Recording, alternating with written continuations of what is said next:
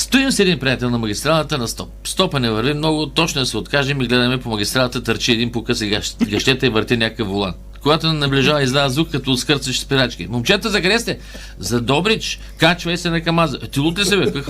КамАз, не виждаш, че тичаш по магистралата с един волан.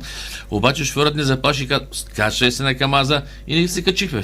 Като тичахме по магистралата, да пушах седия. По едно време, точно преди да излезе душата, отново чуваме звук от скърцащи спирачки. Спираме. Шофьорът.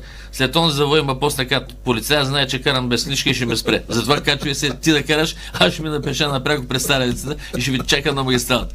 Какво да правя? Качих се да карам. Нищо, нямам шофьорска книжка, карам аз спокойно КамАза и вярно за завоя по-снакат. Приближаваме, хвърлих волана и се носочих към полицая. Леле, какъв луд не посрещна. Накарани да тичаме по магистралата с един волан, с едно се возим на КамАз. Онзи, който кара без книжка ли бе?